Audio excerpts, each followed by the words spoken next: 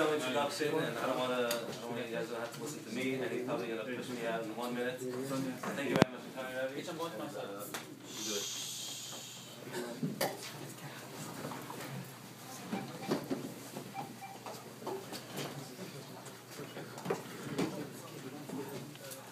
On March 13th, 1980,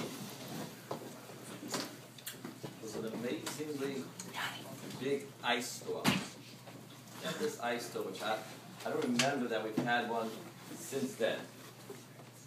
It happened to be that night, March 13th, 1980, happened to be the second day of my married life. And we were having Sheva Brachas that night in Mir Yeshiva, and no one came from my wife's family. You couldn't go out, you couldn't drive. I lived near the yeshiva, no one could drive. My brother walked, and that was it. So my first Sheva Brachas, I had exactly one relative, my brother and my sister-in-law at my Sheva Brachas. The yeshiva really came together, and this was the second Sheva Brachas Rav Don Segel Shlita came to. And at the Sheva Brachas, he told me an interesting thing. He told me, in Yiddish he told me, but basically what he said was, he's in a good mood. He told me he's in a good mood. I didn't know Rav Don then too well. And so he said, because I'm in a good mood, I'm going to tell you something from the Chazonish, like a real special thing. Unfortunately, I don't know if I didn't pay attention then or I forgot it. I don't recall a word that he told me. However, I'm also have a very good feeling tonight. I'm very proud to be here. I'm very well connected to many, many people here. Many people in many different ways. I'm not going to start expounding on each one. Each one knows who he is. So I'm also going to tell you something very special. 29 years ago, on this day, Erev Shabbat, it was Erev Shabbos, but the night starts, an event happened that probably changed my life. I was already married, but Rav Shmuel Birnbaum, Zeichet Tzadik Levracha, our great Rosh Hashiva Zatzal, he came over to me, and these were his words, not any more, not any less. He told me, Zalman, I have to do tshuva. It says, the Chafetz Chaim says, the best way to do tshuva is to learn Chumash and Rashi. I want you to gather a few people and come to my house tonight to learn Chumash and Rashi. And for those of you who know, for 25 years after that, every Friday night, we'd go to the Rosh Hashiva's house, and it made me a different person. One of the ways it connected me to the Rosh Hashiva Zatzal, and it just molded me as a different person. Tonight, I'm going to tell you the first vart that the Rosh Hashiva said on Parshas Yisro. And Parshas Yisro starts out, Vayishma Yisro, Yisro heard. Frek Rashi Mashmua Shama Upa. What thing did he hear? So Rashi, Kriyas Yamsuf, he mentions another thing. But he mentioned Kriyas Yamsuf. So how do we all look at it? Yeah, Kriyas Yamsuf was amazing. Can you imagine the Atlantic Ocean splitting? Of course I'd come running. Atlantic Ocean to split, that's an amazing thing. Of course he's going to come running. That's how we always learn it. So Shiva said, he has two very strong questions on this, and he said, this can't be shot. Shiva said, Yisro was a brilliant man. Rashi said he saw every single Avodah Zarah, and he said, He saw that this wasn't the way. What's a greater thing? To split the water or move a finger? Shiva said, not a question. To split the water, he says, I can split the water. But Shiva said, no problem. Take a metal pipe, freeze it, freeze the metal pipe, put it in water, it'll separate it. So you need a bigger metal pipe. So for the Atlantic Ocean, you need a tremendous metal pipe. But what's such a big deal? What's so hard to split the water? I don't think it's a big deal, Rashiva said. This is an amazing thing. That you got your brains tells you to move your little finger over there. That's amazing. Yisrael needed the splitting of the sea to say, oh wow, oh, what's the big deal? This is what, I mean, they put people on the moon now. What's such a big deal? One question. Number two, the Shiva said, a person doesn't change from his spilus. You know, sometimes you get very motivated, you get a little excited, you hear maybe a good drasha, maybe a kippah for a little while. But what happens after that? Right afterwards, we go back to our merry way, the way we were. You have a raya from the Chumash. When they asked Besuel about the shidduch with Eliezer, and he goes, yeah, man, Hashem yatsa adava. What can we say? Rashiva says it's the emes. If the Torah wrote it, it means Besuel saw that Hashem made the shidduch. Few psukim later, he's ready to kill him. What happened? Teretz says he got all excited, Besuel. He got all turned on. He heard all the nisim and everything that happened. Yeah, but 2 psukim later, he's back to being Besuel. He's ready to kill him. And take us. Take the way we are. I shouldn't say we. Take myself.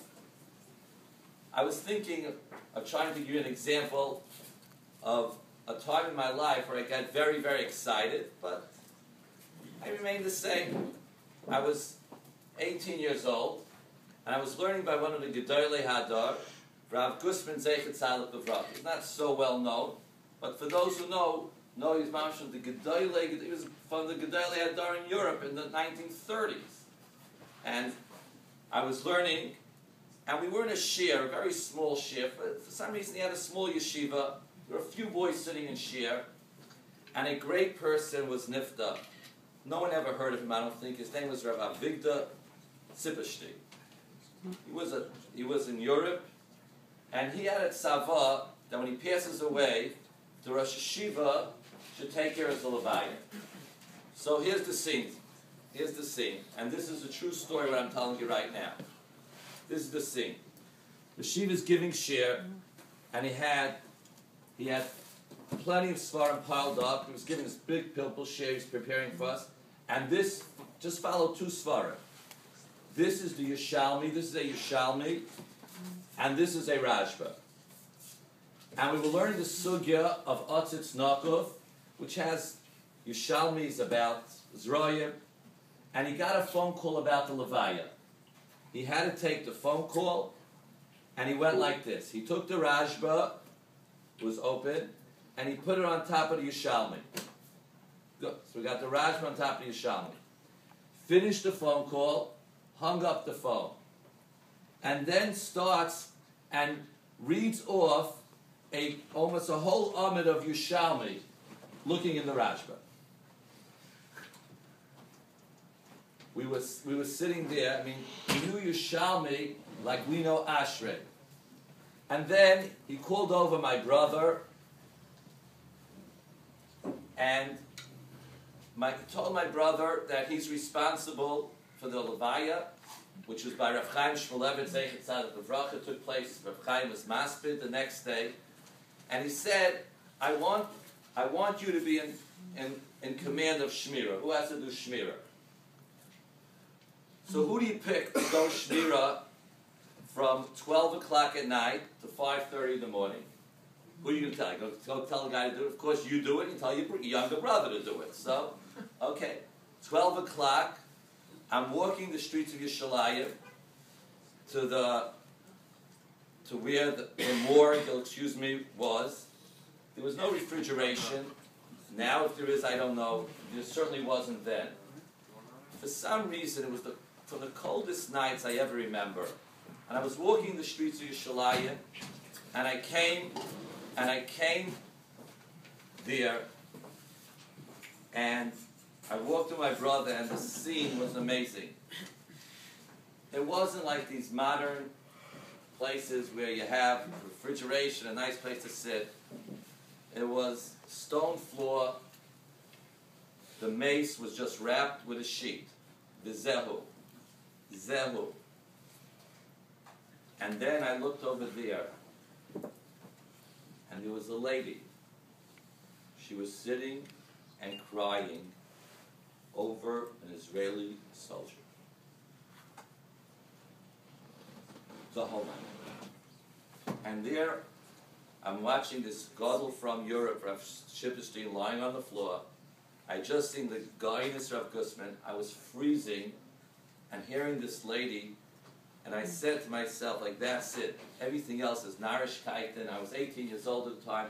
I'm going to finish Shas. I'm going to become a gadol b'Yisrael. Look what you end up anyway. You end up on the concrete. This gadol ends up with the concrete. Israeli soldier on the concrete. The lady crying over him. I said to myself, that's it. You know, I'm going to become like a Gusman. And, you know, I took off, and it lasted to the afternoon of the next day, maybe a few hours after the Levaya. And there, Rav Chaim Shmulevitz Zatzal was being maspid. But that's the nature of the beast. And that's it. We go on our merry way. We go the way we were. People don't change. You don't change from his spilus. The only way a person changes is by working at something with a cheshbon and day in and day out. But not just, boom. So what's the pshat? What did Yisrael see in Kriyas Yamsov that made him change? We said the miracle. This is a bigger miracle. The fact that, wow, the thing split, big deal. It'll last for an hour and two, it'll go back to being the same Yisrael. What changed it? So she said an amazing thing. What would happen if right now we were given 50 Nazi murderers in our midst? Right now. One by one, they would come in. We would jump them, we'd kill them, we'd hit them with the chairs, whatever weapon we'd have. Would we start making a cheshbon? Each guy would come in. We'd try to kill him as quick and as painful as we can. But what did Hashem do? What did Hashem do by the Yamsuf? Here you had the Nazis doing the Mitzrayim. What did they were putting the babies in the walls. They were doing this. Well, what did Hashem do? Well, Hashem went and said, okay, this guy, he did that. He wasn't such a bad guy. He's going down like lead. Oh, that guy,